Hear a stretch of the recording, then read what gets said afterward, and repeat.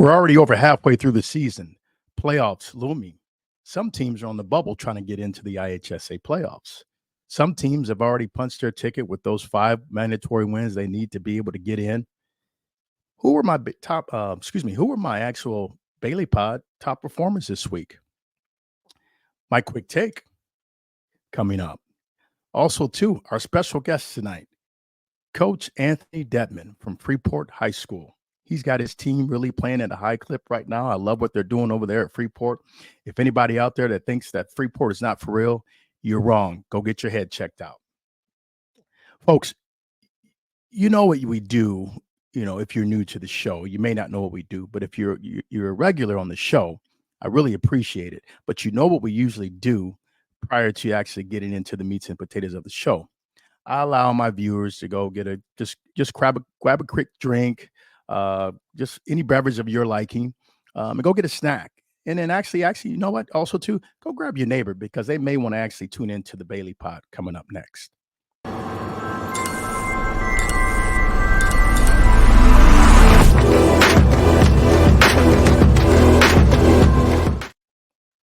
Hey, everybody. Welcome to another special edition of the Bailey Pod.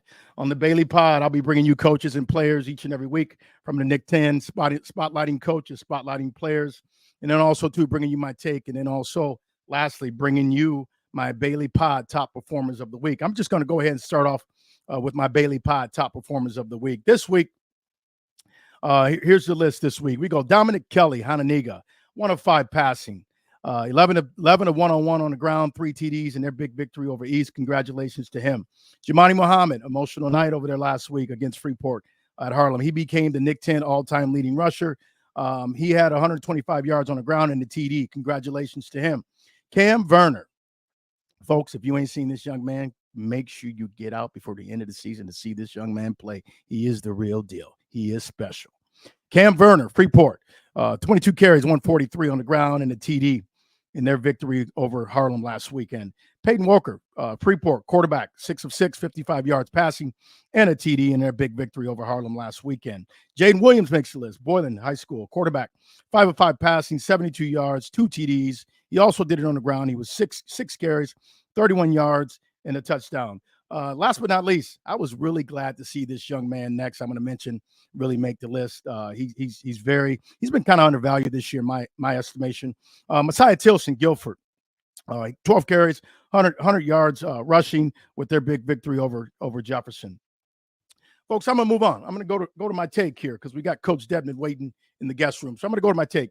I was out at the Harlem Freeport game, and I'm going to start with Harlem. Coming off a big win the week prior to the matchup with Freeport, they went into Guilford, beat the brakes off Guilford, came back home the following week against Freeport, and just didn't really look like the Harlem like they did on the Friday night when they played actually Guilford.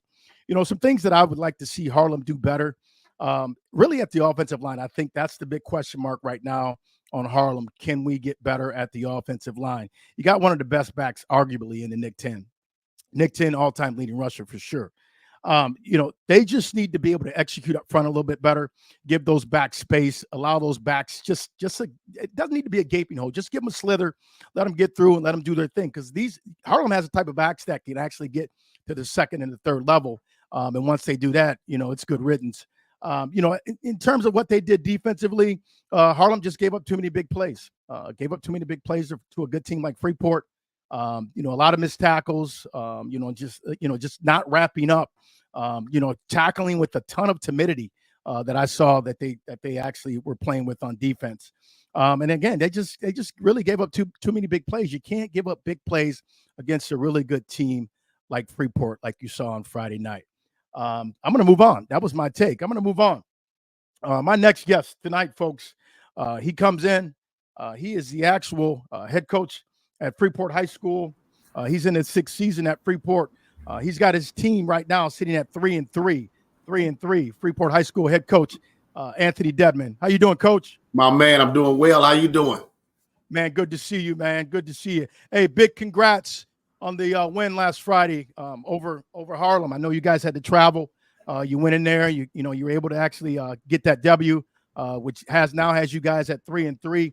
Coach, I'm just going to ask you just a few questions here. I'm going to start with, how important was that victory for you guys last week that gets you guys now at a 3-3? How important was that for you guys as a coaching staff?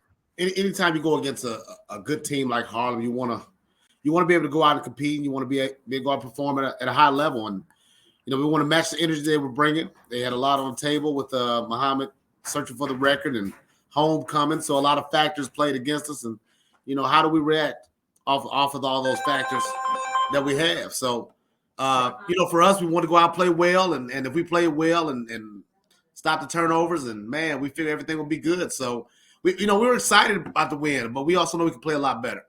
Sure. Coach, I'm going to stay on offense here for a little bit. You guys have really put up some really good numbers this year. You've been in a lot of games. You guys are 3-3. 3 games that you guys have lost. You really only been out of one of those games, but you've been really in 2 in those tight games.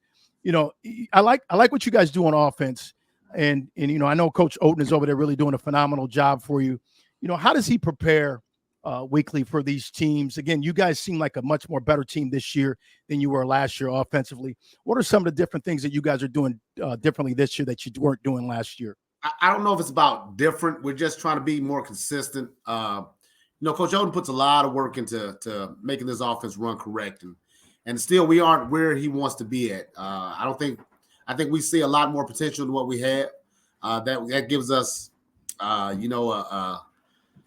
definitely a glimpse of, man, we know that we can be a lot better. So for us, the work he puts in, the way he demands things to be done, the demand he has over his players to be perfect at what he wants to happen it's outstanding to watch. And for us to sit back and make sure daily that we're just getting better. We want to leave practice every day feeling we did something to accomplish to get better. And if that happens, then we know we're doing something right. If it doesn't happen, we know we fell a day behind. So we've been getting better each day, and we'll just get better each week. Sure. And you guys have a bevy of playmakers on that side of the ball as it relates to offense. What are some of the things that these young men have done this year on the offensive side of the ball that you guys are actually really happy with right now at this part of the season? They came out in terms of execution, of course. They came out and performed. They've taken it personal. I think for the last couple of years, we've taken our share of beatings. We went out there, we had to play some underclassmen come in, and we expected them to show up and play against the big boys, and it just didn't happen in our favor. And these guys know they put the work in the summer. They put the work in the spring, and coming off last year's last game against Boylan, they were hungry to make sure we came out this year and kind of set the tone of what we expected for the year. And those first 2 games were 2 games that we thought we could have pulled off, but we got to learn to win also. So sure. As a team, the love they have for each other shows daily. The way they compete and push each other in practice daily is showing. And say they just expect so much more each week that it's just an amazing feeling throughout the entire program. What did you guys glean from your offense on Friday night? When you guys walked away with that W 22-14 over Harlem. Again, you guys had to travel on the road. You're just coming off a bad loss against Hononegah. What did you guys glean from your offense that night? Again, when you guys left the field. That if we do things right, good things can happen. We're looking for that big play to open up. We just got to be patient, play in front of the chains. Don't let the flags be our enemy, and just do things right. Don't go out there and be rogue and just try to do your own thing. Sometimes we try to make things easy by doing the easy things, and instead of doing what's right, which is hard sometimes. If we do things right, we know we got some playmakers on that offensive side of the ball. We got some amazing athletes over there. And they're all led by, Peyton Walker at quarterback. He's our driver of the car. Yep. And so as long as he leads and he makes sure everything goes well, we know this car can go a lot faster than what's going. Sure. Coach, you just alluded to the next gentleman. I just want to illuminate Peyton Walker. What are some of the things, what type of maturation have you seen from him from last year to now? Leadership growth. He's just a leader. Everything he does is under a microscope. That's one thing I tell people all the time. Everybody wants to play quarterback until it's time to play quarterback. It's easy to say, I want to play quarterback. But right. When things aren't going well, first person they blame it is that coach, second person is that quarterback. Right. So, for quarterbacks to take those beatings, maybe you don't have the great game. Maybe you make some mistakes that, may shift shift the game in a back or forth. He comes out and he stays cool. His face demeanor doesn't change. He understands this is a up and down game, and like I said, we need him to stay cool to keep everybody else cool. So he's just growing daily, and I see the maturation coming. Last week, some big key third downs, and he said he wants the ball in his hands. When he says that makes me smile because in those situations, sometimes we tend to lead to somebody else taking that ball, and they'll take the blame for it. But nah, he wants the ball in his hands. So that shows a ton of growth right there. Right, Coach. You guys scored 22 points the other night against Harlem. Again, you guys did it on the road. You guys got it done on the road. And I know how hard it is to actually win on the road. You scored 22 points, but you only scored 22 points in the first half. Are you and Coach Oden and the rest of the coaches, concerned about only scoring those 22 points in that first half and not really scoring in the second half? Because I think, correct me if I'm wrong, I think the objective of a head coach and the coordinator, you want to try to score every time you get the ball. And we saw some of those great things happening. We're truly impressed by the way our defense has played. We tend to find ourselves that installing this wing T format is new for all of us, and we're still trying to get some things down of how we want it to work for us and our athletes. And so we know it's going to be an inconsistent ride until we hit a certain point and wait for that point to happen sometime here soon. We just don't know when. We know we haven't played the best game we can play. We know that, if we go out there and score and our defense plays well, great things will happen. But the one thing we said at halftime was it was 22-14, and if they don't score, we win. So, so for us not to score, we had a couple situations where we thought we did get in. A couple flags took us back. I think we got down to the one a few times, 4th and 1, and we couldn't punch it in. But that gives us promise that, man, if we do things right, one block here, one correct lane route here, something can happen well. So we all right. We all right. We were encouraged. I will say that. Right. That's good. Coach, I want to illuminate. I consider him. He's a special young man. This is my first time seeing Cameron Werner. I've seen him on film, but seeing him up close and personal with the naked eye was a little bit more special. What does he bring to your offense? Again, he's not a burner. He's not the fastest kid on the field, but I like what he does. I like his running style. He runs hard. He can get elusive in open field when he needs to, and he's just really a tough runner. And it seems like you guys really lean on him a lot offensively when it comes to you guys running that ball and trying to pick up those extra yards on tough downs. Can you speak to his play this year for me? The special players, they shine the brightest when you need them to, and he's a special young man. Like I said, we've had him for 2 years. Played when he was in 6th grade. Came back out for us as a junior, and last year we didn't know what we had. We didn't know where he played because he hasn't played for a period of time, and so trying to find out where he played at. We had a very good player, Daenerys Jackson, who was a running back, ended up going down, and we ended up trying Werner at running back. And so we saw how special he was then, but this year he came in and he's taken it to a whole nother level. Like he's the kind of player, he's going to either run around you, he's going to run past you, or he's going to run through you. So I mean, and then he flips over the defense. He's just that player that for me personally, I've had a chance to just sit and watch him. But what makes him truly so special is that he's so humble. He's the person that wants to block instead of run a touchdown. He wants to. If you asked him to play tackle, he probably would. He doesn't care about the accolades. He just wants to win. And I've never seen him, not get mad about not getting touches or get mad about not getting the yards.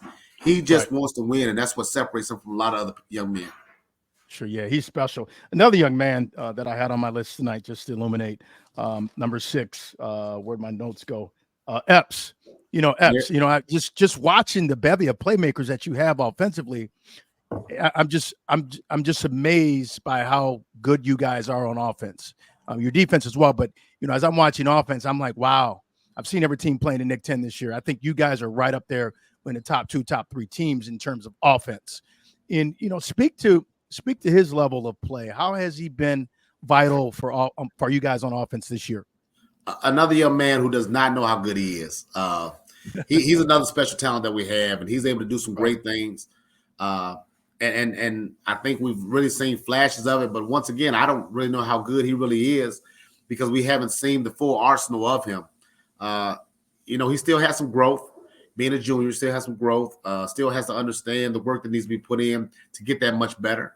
But Sure. as long as he buys in and believes in what the coaches are saying, he's going to just get better and better as the season progresses. And then looking into him as a senior, oh my God. I mean, Right. he, Right. he can take Right. the doors off Got a this lot. thing. Yes, yes, and like I said, I'm sitting there on the sideline. I'm just amazed. He's got great speed, very elusive when he gets in the open field. You guys use him a lot in the bubble screens, and he makes that first guy miss. He's at the third level in like 0.2 seconds. So, I like his athleticism. He's better. He's one of the best. He's one of the better, showmakers, so to speak. I call him in the Nick 10 that I've seen thus far this year. Coach, let's go ahead and talk about defense. I know your D coordinator over there is Coach Moorhead. He's doing a phenomenal job. Did a really great job of just really slowing the other night of slowing that Harlem's run game down. You guys held Jamani Muhammad to 125 quiet yards for him in that big victory. How good is your defense this year compared to last year? Coach Moorhead, he puts a great game plan together. His ideas are I mean, just they are definitely something that helps the personnel that we have. But I think what also makes him great is the people that he has underneath him. As being a coordinator, you have to have those position coaches who also have that buy-in, that want to put the time and effort in to help make this defense better. And I believe there's just been a total buy-in throughout our program between our position coaches, our D-line coach, Coach Matz, our linebacker coach, Coach Kurtz, our secondary coach, Coach Campbell. They have helped put this plan together, and you've seen the fruits of the labor now, where all these kids understand their job and responsibilities. And now we're getting 11 helmets to the ball, where at one time we sat around and watched people make tackles and just really didn't care, I don't think. Right. We're holding these kids accountable. We're expecting a lot more. And my thing to my coaches every morning when I email them or text them or talk to them is, coach to your expectation. If you expect them to be great, then coach them to be great. And so it's working out for us. And man, it's definitely a positive when you can put a defense out there and know they're going to do well. Yeah, and again, I look at it as this: when I see all 11 hats flowing to the football, and I don't see any miscues, no blown assignments. At least I didn't from where I was standing. You have to actually say that, wow, that's a reflection on the actual coach, on the D coordinator that has his guys, all 11 hats, all black hats, flying to that football and making sure that nothing gets cut back. They don't give up anything big. And how Harlem, I mean, you watched your film over Harlem over the weeks. They were known to have big plays over 50, 60, 70 yards. And I didn't see that Friday night. So, kudos to your defense. Kudos to Coach Moorhead. He's doing a phenomenal job over there for you guys. Where do you think at this time of the year, yes, you guys have given up some points this year, but what do you think your strengths and your weaknesses are right now as it relates to the defense? Defensively, once again, I think it's the competition factor. These guys compete against each other daily. They all want the tackles. So being there competing, it pushes them to an expectation of who's going to get it, who's going to get the most. It's kind of like they want to be greedy, but also they play for each other, where they take it personal if you score a touchdown. They take it personal if you break a big run. Last year, Muhammad came, to Freeport and 200 some yards rushing, big play after big play. And that was one of those things where we knew we had to sit down and create a plan to stop those big runs from happening and also get us off the field. We have to get off the field on third downs. We have made some big plays, and I think we've seen that from the scores of our schedule, the way we've competed so far in our schedule. And I think, as long as we stay healthy and stay hungry, we should be even better as the season progresses towards this last push. Absolutely. Well said, Coach. Coach, after the game, the clock expired. You guys, the W goes up for you guys. You guys become 3-3.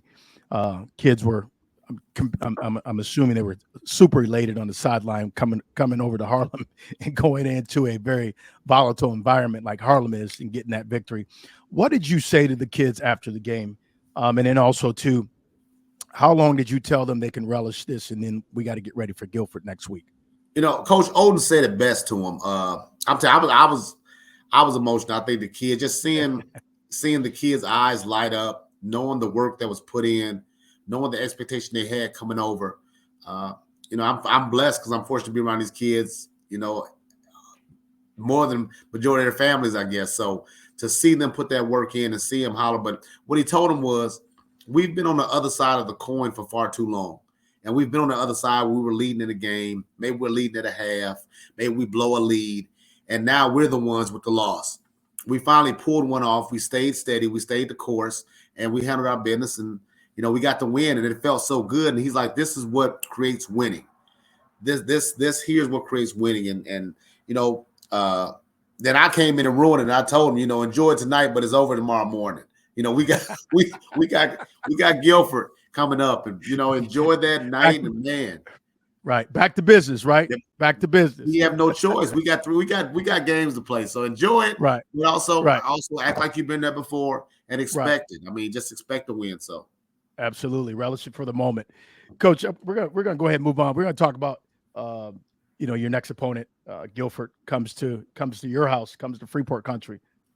How important is it this week for you guys? Again, you guys are on the field tomorrow night, but how has practice been for you guys this week? And have you really prepared to the degree that you feel good tonight when you go to bed, when you step out on that field tomorrow, your guys are going to show up? I'm gonna tell you, it's been up and down. At times I think we make moments a little bigger than what they are. You try to be so perfect that you make more mistakes than normal. And, my thing to the kids is, this is just like any other game. What we decided at Harlem was that if everybody wants to talk about playoffs and how we haven't been there for a period of time, then let's make Harlem our first playoff game. So that means we win this game here, we continue on. So let's make Guilford our. So how are you going to act in this playoff game?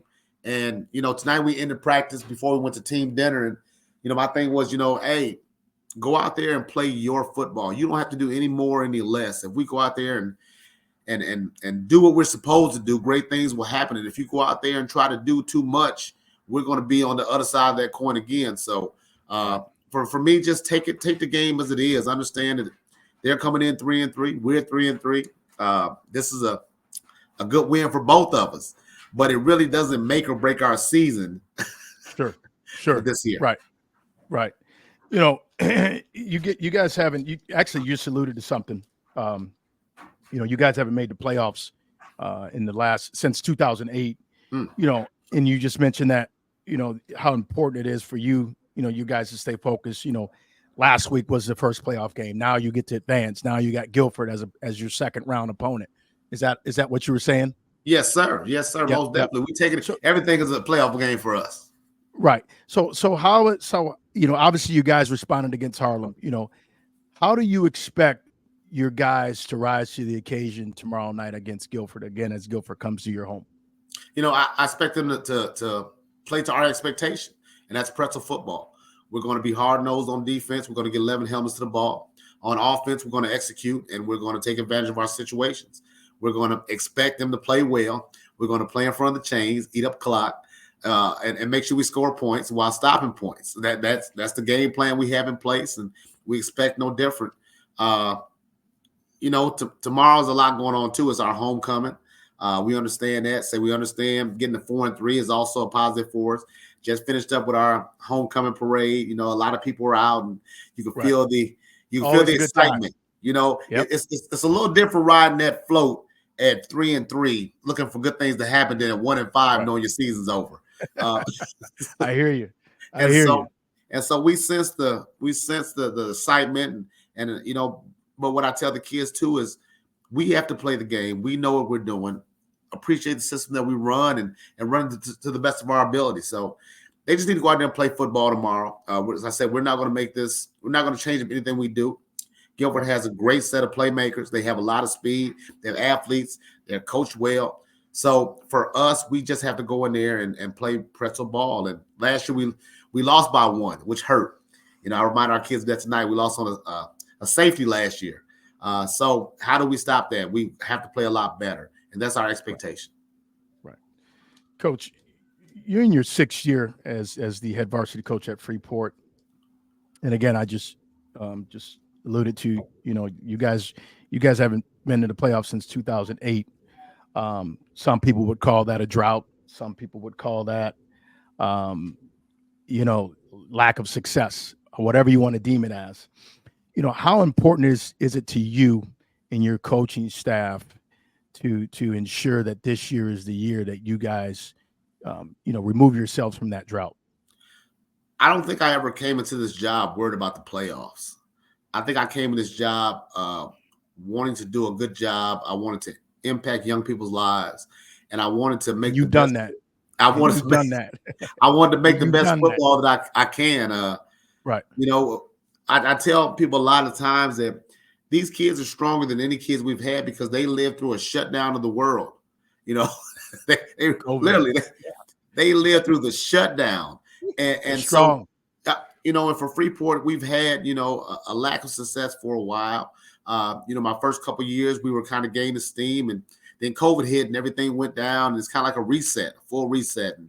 And now I think we're kind of getting those kids back involved. Our middle school team, they are out, getting numbers up, playing well. Coach LeGrone is doing a really great thing down that way. Coach McKillop, Coach Stewart. But man, for me, if we do things right, if we buy in and understand that this journey is going to last a lifetime, so give it all you can, then great things are going to happen for us. And like I said, this is no accident. We are where we are right now. Right. Truly, we probably could be 5-1 at this time, to be honest with you. And no one can refute that, Coach.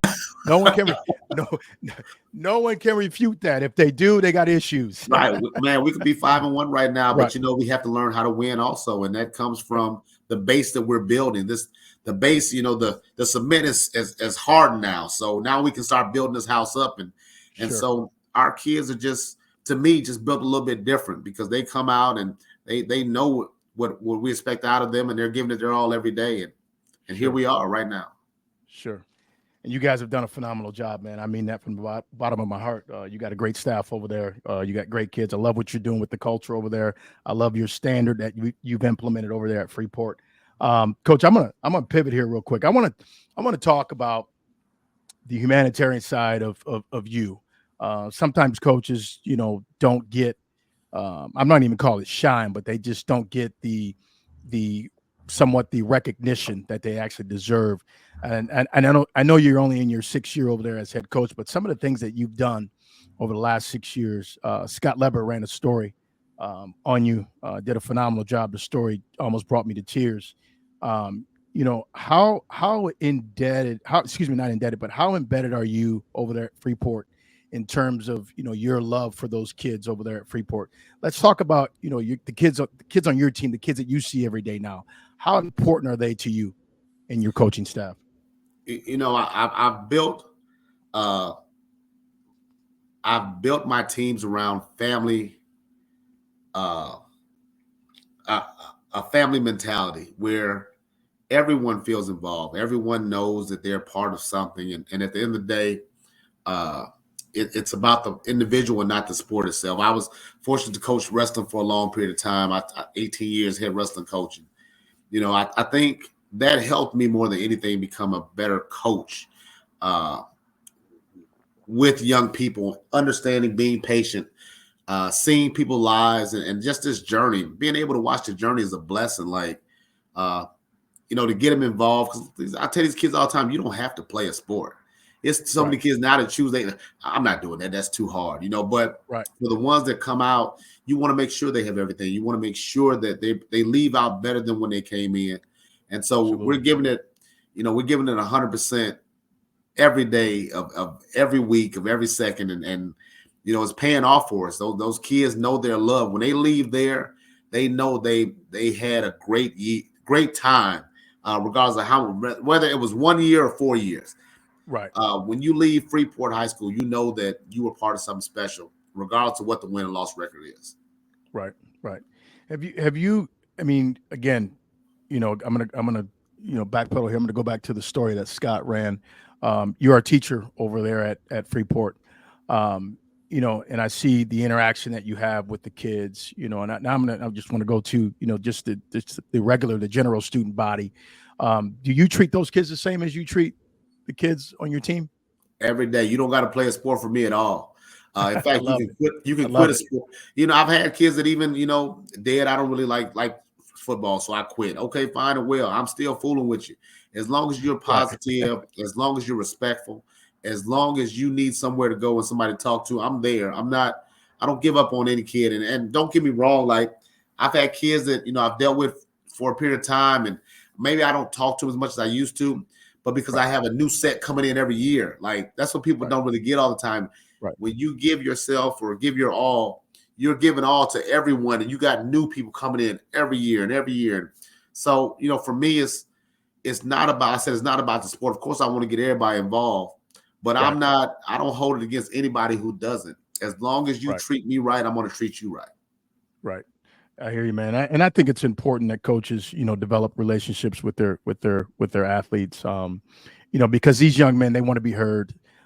Some of these athletes are thirsty just for love, man. That's it. That's it. And that support, and they just need that guidance. And I think you're the guy.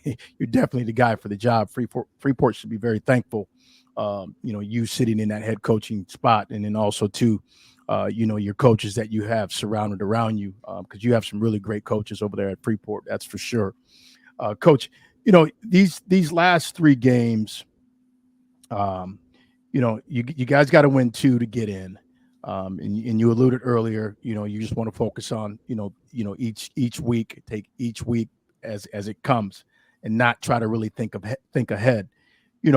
What again, you look at your schedule. You guys go Guilford, you guys go Jefferson, then you play East. You travel to East. How pivotal are those two home games for you guys? Again, you're at home these next two. Is You that know, is that is that is that a bonus for you guys? uh, it's good and Again, bad. It's good and because again, bad. coach, I'm looking at the schedule. I'm like, wow, they go Guilford, Jefferson, East, which are all good teams. Don't get me wrong, nothing to sneeze at. But I'm looking at how well you guys are playing compared to some of these teams on this list, and I'm saying, wow, Freeport's got you guys got a really good shot. For it say it's good and bad for us. Distractions. I'm big on distractions. Right. I'm telling you, homecoming, picture day, and senior night are my three worst times. And we got homecoming coming up. So many distractions. Great thing about this Right. is we don't have any players on homecoming court, so I'm glad about that. Okay. But a lot of stuff is happening. I like to keep kids' minds clear. But it is, I said, but then I think back too. I mean, last year we played Guilford, we lose by 1. Last year we played Jefferson, we win by 1. I mean, Right. those are, and East, my man Griff, my mentor, he's going to bring East ready to play, and that's what he does. Right. So those, you may look at those records and think, oh my, man, that's a great setup for Freeport. These are three teams they should beat easily, and, Right. and it doesn't work that way. These teams come out to play. I said Jefferson's gotten so much better. They got playmakers on both sides of the ball. Absolutely. Like I said, Guilford's going to bring in that speed, and they're going to be out there thumping on. So you got to be a man out there when you play it. And so for us, don't get me wrong, I love the home cooking, but also I do see I'm always a person, devil's advocate, where I'm thinking, man, what could be, what could happen, and I'm looking at it all, and we're just trying to make sure all our bases are covered and all our minds are clear. And now let's just go out here and play football. Coach, again, you got these.